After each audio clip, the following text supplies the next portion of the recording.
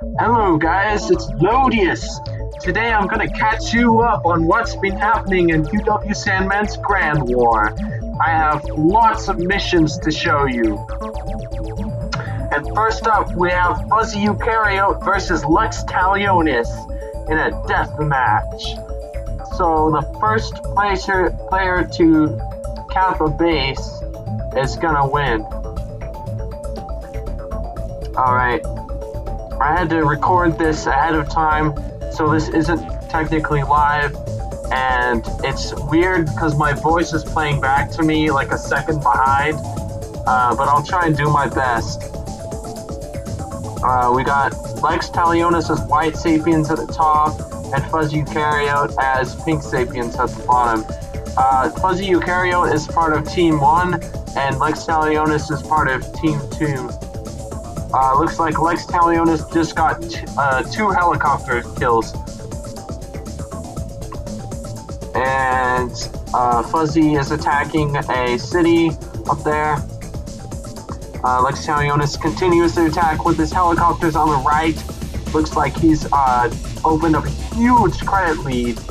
This is not good for Fuzzy Eukaryote.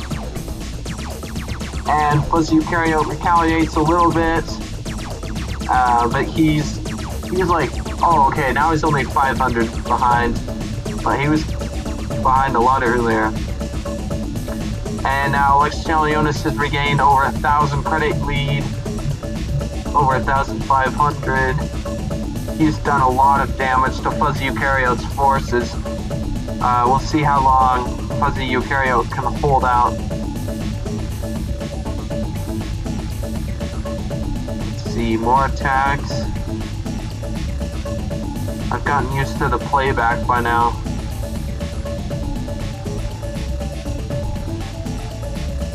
And we're on round 9 right now. They're just dancing around, trying to get the best position. And LexTalionis is just trying to find more opportunities to gain advantage. And he's pulled back for a while. It's gonna turn up into a build-up war. The thing with build-up is if you build up, your credit advantage is less significant because there's more units on the board. So once you have a credit advantage, you want to trade down. But in this case, a big part of it will be who gets the first strike. It's really hard to hear myself play back through a stumble. I guess I need to be more articulate.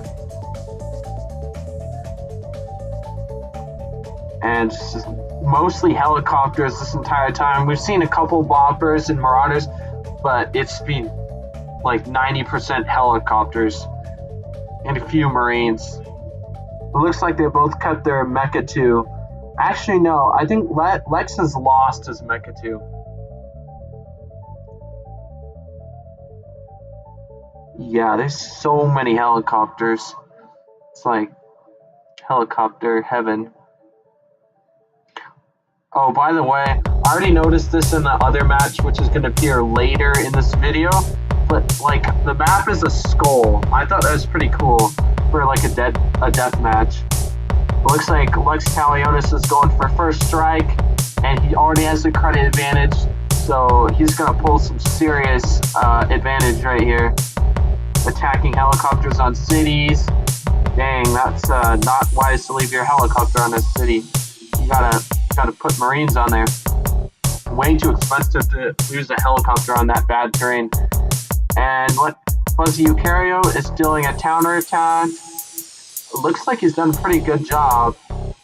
He's even made up some of the credit advantage, but there's so many helicopters for Lex. He just needs to capture one base. He doesn't care what the credit advantage is. Although he doesn't have any infantry to base capture nearby. So guys, I edited out some echo noise that was really bad. Looks like the attacks continue with some helicopter snipes. Taking a bopper and a helicopter down. LexTalionis has regained his credit lead again, and he's attacking more. have headphones in, so there shouldn't be an echo. But I guess if I was talking really loud and just playing back really loud, I don't know. And LexTalionis is going to cap that base in the west. Looks like he's got a Marine to do it, and he has a battery out. That's an interesting play, having a battery out. Yeah, he's hunting down all those helicopters. Over 3,000 in credit advantage now, and he caps the base. Looks like this is going to be GG for Lex. He's won. Victory! LexTalionis! So, nice death match. So this is my second time recording this because my microphone was off, so I'm kind of mad about that. But that's the computer's fault, not your guys'. Alright. Main 2-3, Black 5. This is a black operation between Team 2 and Team 3. Angkor as Team 2, and Bakes as Team 3. Basically, Angkor is trying to capture this enemy base. As you can see, this enemy base. Angkor has chosen Titans as his race, and Bakes has chosen Crawls as his race. And Angkor's just basically got to take over this entire base. I think he has to kill everything. I haven't heard back from Sandman on rule clarification, but I do know who won. So let's get the match started. So Angkor is just gonna push up all these units.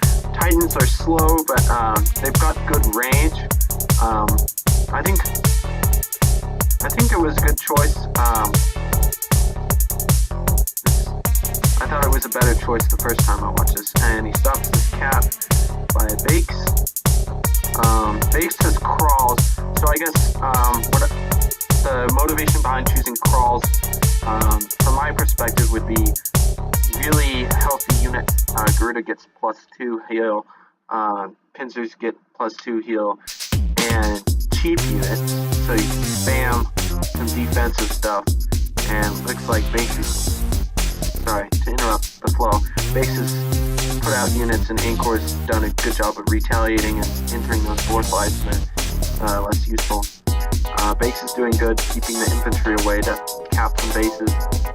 And Bakes is getting income, but Angkor is not, so Angkor's going to have to take over all these bases. Looks like there's 3 bases that he's got to do, and he sends a ton of teleports, kind of throwing his walkers out.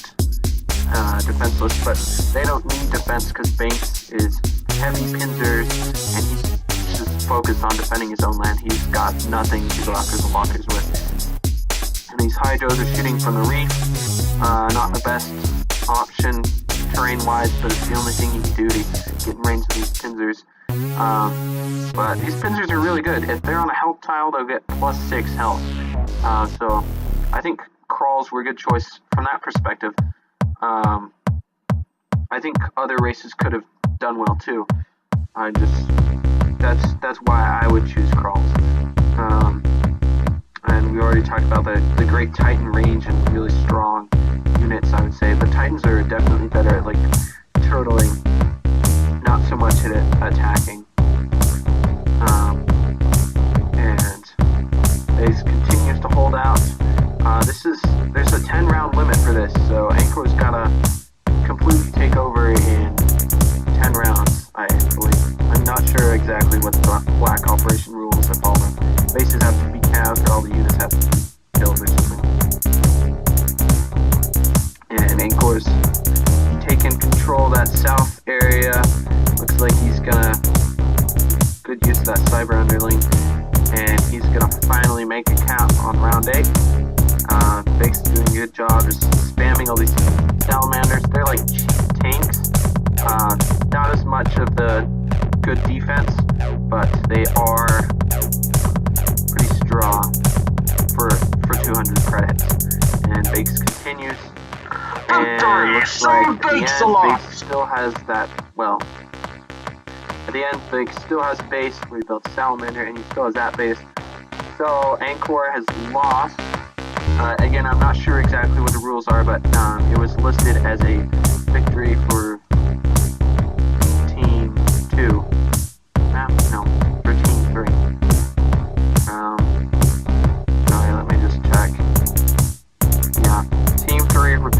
result. Yep, so Team 3, victory, Bakes, victory.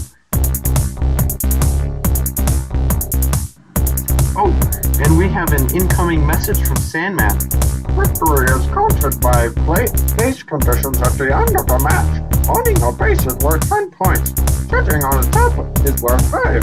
If you own and have a unit on a base, then it's 15 and plus 5 for those of you who can't do math. Both sides can own or sit on top of. How many points either side has by the end of the match is what determines a victory. Was the operation defended? Was the base successfully taken over? Alright, next up, we have map GW Bad Aim. This is a supply mission, main 1-2 supply. So we have Great Mate from Team 1 versus LexTalionis from Team 2. This is what the map looks like. Looks like Great Mate and LexTalionis are both chosen to be Sapiens. Pretty good choice, considering you're going to try and take control of all these cities and hold on to most at the end. Alright, and we'll get this match started. So, Great Mate comes up, caps one base, teleports some guys out to get some early things. LexTalionis, same thing, teleports out, get some early action. They sent their helicopters out. Now, just pay attention to the rounds. This ends after the last move on round 9 by player 2. So, the most pivotal round is pretty much round 9. That is key. And you'll notice they're trying to get city income already, but placing your units on a city is very disadvantageous terrain. And so you have to watch out that you don't lose a unit over it. These helicopters are very important because they can hit and run. So they can do pretty big damage to this tank. And out comes Bopper, try and stop those tanks. There's some good kill tiles. Looks like LexTalionis killed a helicopter over there. They're getting all their cities, or their bases capped so they can get a lot of income. Right now they're claiming cities, what I'd say mainly for credits and also for position. Just trying to see if they can hold on to those pieces. And Lex has had his tanks on the center pretty much the entire time. So yeah, that road was a pretty bad spot for tanks as well. I think terrain plays a big role in this stuff, and that's probably why they chose that. The safety and mobility, and the helicopters can fly over the terrain. Anything else would just be too slow. Although I don't know how Carl's would do on this. And this is round 9, so Great Mate's going to just try and get on as many cities as he can, uses those helicopter move after attack to get on the cities, and then Lex will make a decisive strike, takes over the cities, easily killing all those choppers on bad terrain. So it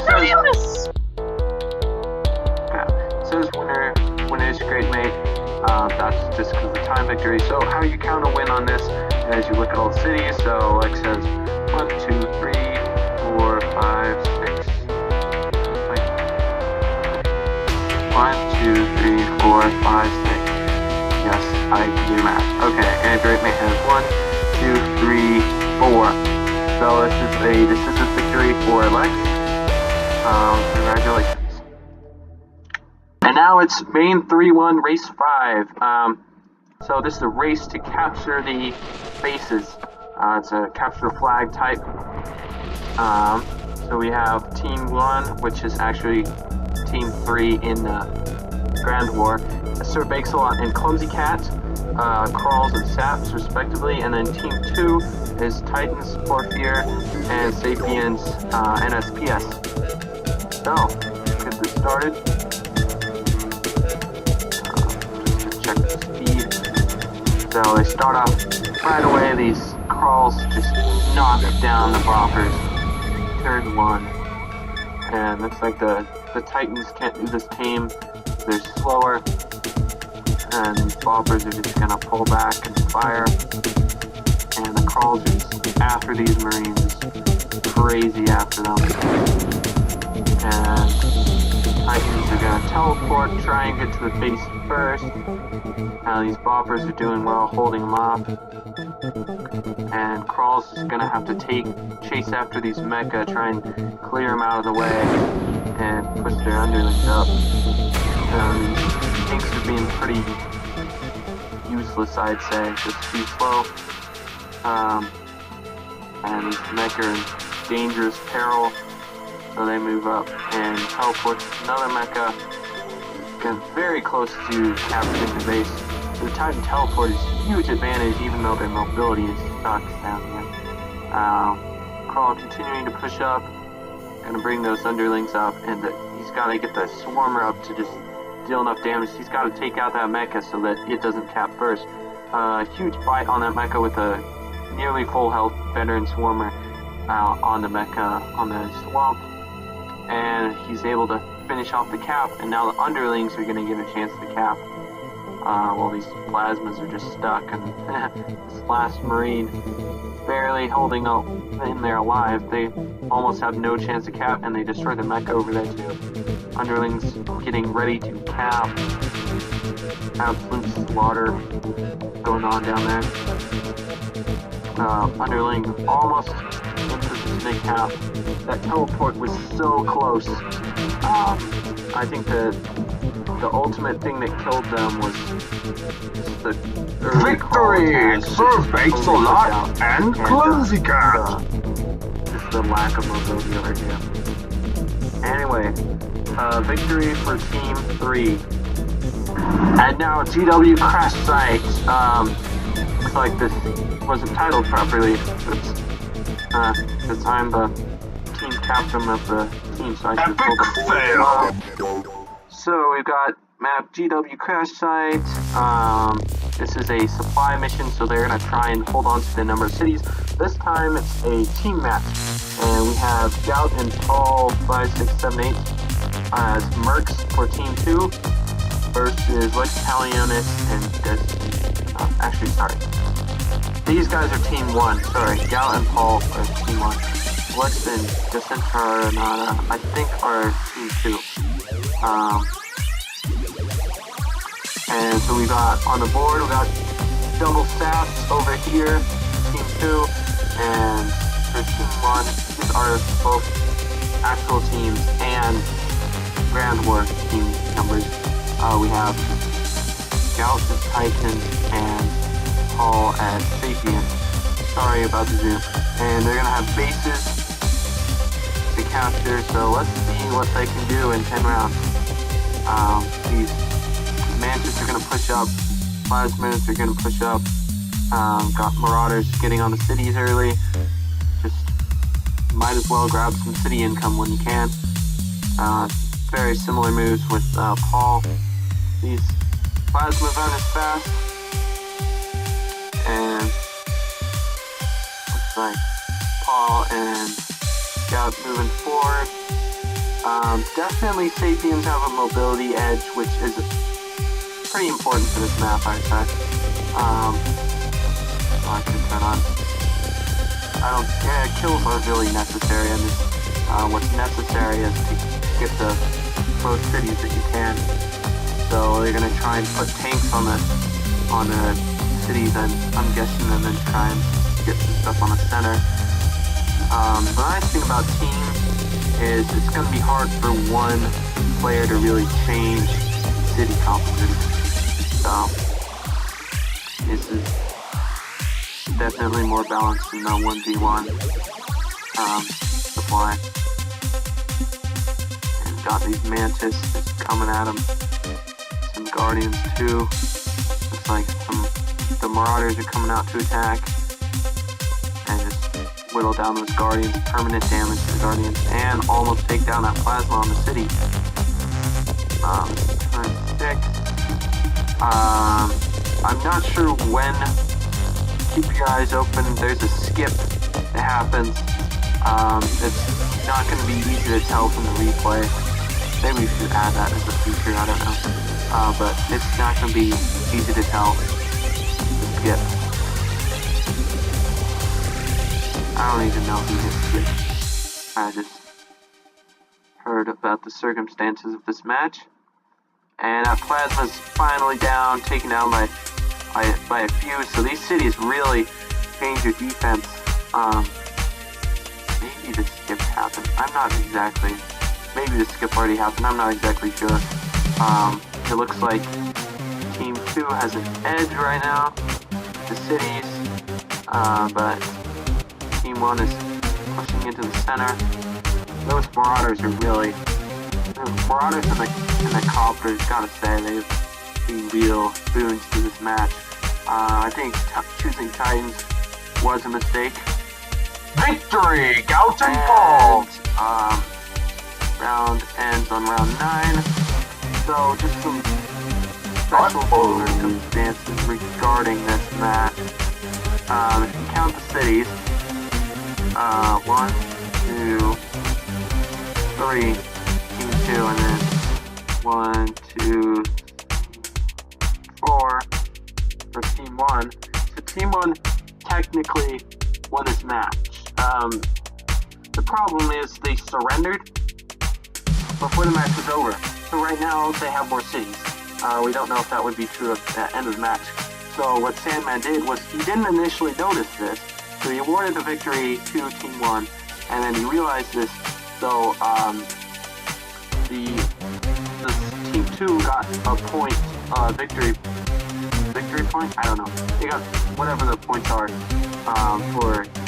they got 1 per surrender, and surrenders have happened in other matches as well, and points are being awarded for those too. So that's just a policy that was instituted. So don't surrender before your mission is over.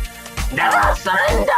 Yeah. So Team 1 victory gets a 0.4 in rCard. We don't know what they chose, and Team 2 got 2 points for these rounds. And now welcome to Raid 01. A raid is when unhired mercs come over and just attack. So we have the unhired, well, they were unhired at this point. Paul 5678, which was later hired by Team 1, UW Ironclad and Vivacious, versus the team captains, Lodius, SirBakesaLot, and Scout. So, let's see. So basically, teamwork is gonna just help the captains survive. We the captains are getting attacked, and we have to decide, are we going to work together, or are we going to sabotage each other? While the mercs are just trying to pillage, right? They didn't get hired, wow. Although, we hired Paul afterward. Not because of his performance in this match, but other reasons. And ouch, that salamander plague. So the mercs all chose different races, and the captains all chose different races, which I think was a good defensive strength, right? You want the versatility of the crawl bomber. The Titans can build walkers. It was a good policy. I think even though the saps got totally plagued, there's 3 med tiles in the center. If you notice, the crawls didn't get that extra base right away, and I don't know if those get it. Spoilers, they eventually get that base, but they were stopped early on. Out comes the walker, better fear. So I don't know, this is kind of hopeless for the mercs unless the team captains actually betray each other, which is something we realized at the end. Because, you just take the bases and you have income and they don't. Maybe it would be more fun if the mercs had some cities and they could build in some navy reinforcements. I'm not sure about what will happen in future raids. That plague's still hurting the saps. The crawl's still trying to get that other base. Titans are fending off well with the walker. And the mercs are gonna try and get the base. They've got barely anything left. Their main force is down in the southwest. down the southwest. They just got a little bit elsewhere in that walker. He's going boat hunting.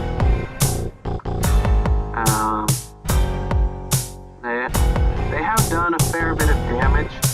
It looks like. Pull up the credits. They've killed a lot. The problem is the team captains got bases. They can just keep on building more. Whereas they don't. They're stuck with their initial credits and their initial units. And plague has been mostly eradicated. There's barely any units left. Oh yeah, by the way, just slight details. Lodius starts capping extra bases. Kind of futile at this point. The mercs didn't have anything left, and I believe it's only survived 10 rounds, so after Lodius' 10th turn, Victory, team captains! So all the team captains stayed alive, so each of them received, I believe, plus 1/2 victory point. And if they lost, like completely eliminated, they would have received minus 1/2 victory point. So this net gain in overall victory points, if you were considering how other people did, there wasn't, nothing changed as far as victory point status from this match. Everyone's victory points did go up, but comparatively, they didn't. And now on to main 1-2 race 20. So this is very similar to the other race map we saw earlier, kind of different. Races were not lost, I believe, but you would pretty much need saps or titans to do this because you need teleporting infantry. So we got Porphyr on Team 1 versus Angkor, mercenary of Team 2. And let's get this going. Just have 4x.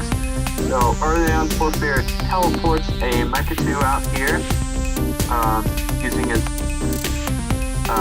vision. Angkor's gonna bring up his Marauders to try and bust through this line. Looks like. And his Marauder gets all the way up, and he's gotta teleport all the way up there. So, with just his first. And so Porphyr now gets the extra vision and teleports up here. And then Angkor teleports above him. So Angkor's gotten 2 Marines over to this base capture area. Nothing else really matters on what goes on down here. The real fighting's up in here and damages Porphyr's mecha, and he re-teleports his mecha 2 up there, but he loses that mecha, and it looks like Angkor's captain will go through this mecha 2 teleport. It's too late. Victory, Angkor! Very fast, fun round. This is the race. So. And now welcome to main 2-3 death. Okay. So we've got Team 2. They sent Angkor as their merc and Scout 73 as captain versus Team 3 Bakes and Mind Power. I believe those are both teammates, not mercenaries. And this is a sudden death. So whoever captures the enemy's base first will win. And we just start out with bases, no units. And we've got this, so it's yellow and green versus blue and pink. So they've chosen double saps versus zap and crawl. This will be interesting. A crawling and plague effect. 3 Sapien players on this board could be massive. I just noticed the map is like a skull. That's funny. Deathmatch. And these Marauders, let's turn on some kills. That gets in the way. If I remember, I'll turn them on at the end. I can't make promises like that anymore because sometimes I just forget. And then it's like I made a promise, but then I forgot, and it's just terrible. We've got some good aggression going on down here. Looks like there's 2 theaters of the war right now. Not much action going on in the center. Looks like the Crawlians maybe trying to hold ground with like these Pinzers and a Sporefly. And there's Swarmers coming out, attacking those guys. So Swarmers on the bottom and Marauders. And the board fly. Ooh, these Marauders are just like trapped in here. You can see behind the city. But there's a board fly in range of them, so they've got a great mobility. They were completely trapped in by the zone of control. They got away safely. All is well and happy in Marauder land. Alright, got some more battles. Trying to hold on to cities for credits, I'm thinking. And now you'll see an advance on this pink base up at the top. Looks like there's more skirmishing going on. They build a marine, but will it be enough to hold? And do they have the firepower to repel a cap? And it looks like these Marauders are just getting thinned out. Lots of Swarmers on the board. Nice Crawly and Swarm. Haven't seen anything that can Plague, so that's interesting. Maybe this Plague isn't worth it. You got these Marauders healing. They retreated a while ago, and looks like they're saturating this mountain, so this base is relatively secure. Got lots of helicopters too. There's a lot of Swarmers, but some of them are damaged, and they aren't that good against helicopter, although they just took down this helicopter at +3, and the yellow helicopter finished it off. So they've got a good wall up here, still doing well down here, so it looks like team 1 in this game, which is team 2 overall, is winning, is what it looks like. Just from the positioning right now, it seems like they've got the tempo of the war. Ooh, nice Swarmer shot on that Bopper. It was worth it to just sacrifice this 3 health Swarmer, since the Bopper's 300 credits and the Swarm is only 250. And what else are you going to do with a 75% dead Swarmer? And these helicopters are making a counterattack down here. So these guys have picked up ground, it seems like. But they're retreating from here. So very, very even game. This game might go on for a while. Most of them are capped at 10 rounds. This one isn't. It's capped until you get your first base capture, which, should eventually happen. Just a quick peek at the credits. It looks like Angkor and Scout have killed more overall. I believe that this is an overall killing, because that's weird that they have the same number. And just some more attacks. Looks like we've got aerials in the south, tanks in the north, Boppers and Marauders in the north over here. Lots of Marines around this base.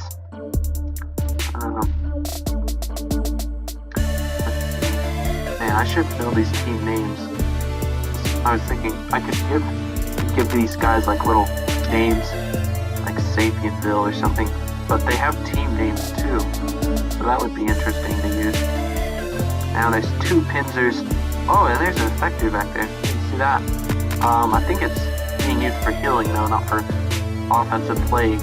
A Plague would be deadly. If you could see how grouped these SAP units are, they wouldn't be able to group up like that with a Plague. So I think Plague is definitely something that should be on the table as a weapon. Pinzer's got this massive center med tile, so doing well. More pressure on the north once again. Looks like that base is very threatened. This Bopper is pretty much useless now. I'd say useless, but experts know how to use 2 HP units. But still, there's only so much you can do.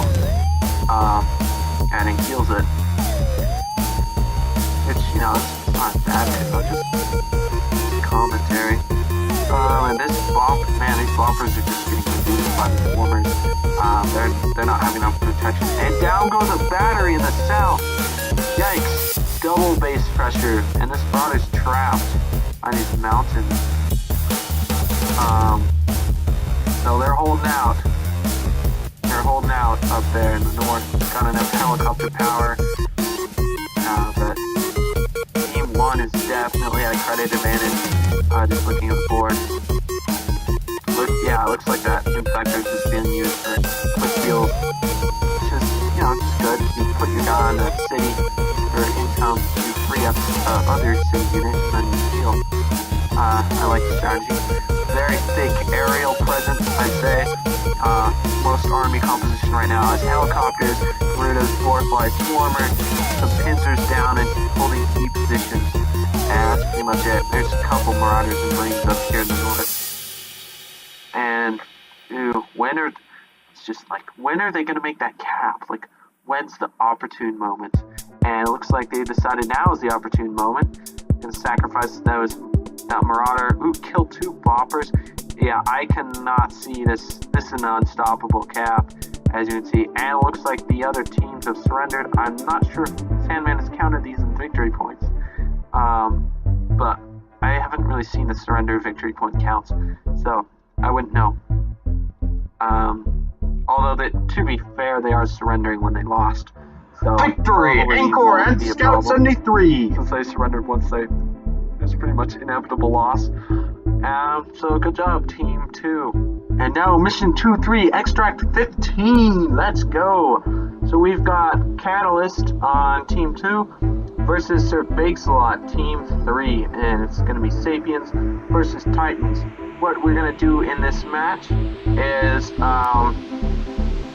Catalyst, as Sapiens, must get any unit to one of these outer health tiles to escape.